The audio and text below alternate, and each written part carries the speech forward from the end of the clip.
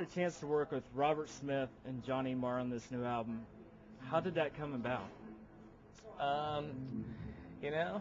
It's going to sound really dumb, but for all the guests on both records, well, Johnny was different. Johnny was being managed by a friend of mine, and because Johnny had a record out, Johnny Marr and the Healers record a couple years ago, he wanted to hook us up, so we all went out and had a dinner together and stuff like that. And Johnny and I just kind of became friends over time. Like every time he comes to LA, we'll go out and have dinner and stuff like that.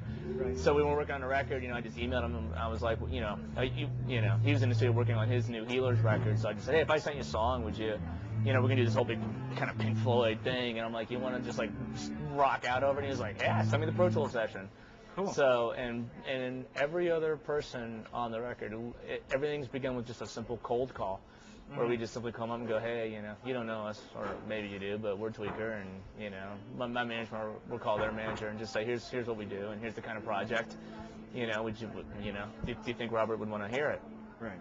And, that's how we, first approached David Sylvian and Will Oldham on the first record, and now, of course, they're back again, because now we're friends and everything because of the working relationships. And everybody else, it's just simply, it's just simply we're big fans of yours, and would you like to sing on a record? And they seem to say yes. Maybe I should try that. Hey, Robert, I'm a big fan of yours. I'll sing you a copy of it. What do you want to? Would you sing? Put some vocals over top. I mean, it's. I know it sounds really dumb, but that's just kind of the way it's always happened. I mean, who would turn you down anyways? I mean, you had your stint with, Die Wartzu? I mean, am I pronouncing that right? Yeah. And you had 9 Inch Nails. I mean, you have that under your belt. It definitely at least it makes them take the call, hopefully, But, some people have said no, simply just because of schedules and so forth, some people have said no. But, hopefully they'll be on the next record now or whatever. Right. They can sketch you in. So, sometimes it just doesn't work out, scheduling-wise, so.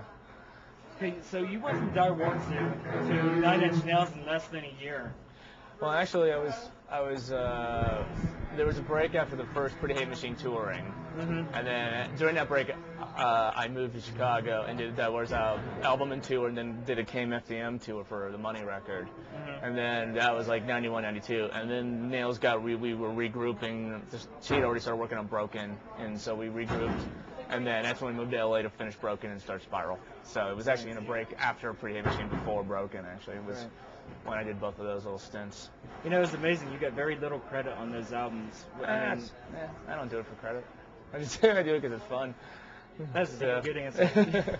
That is a good answer. Anybody who cares knows it. Cool.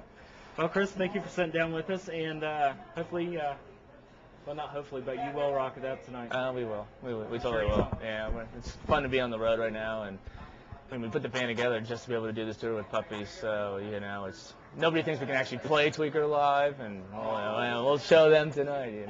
Yeah, I was kind of interested in how you can put that together. Well, but I guess everybody will find that out. It's me and Clint, of course, and then we have William Faith, has his band Faith in the Muse. He's playing bass, and then one of our guest vocalists, Nick Young, who sings the track "Sleepwalking Away" on 2 AM.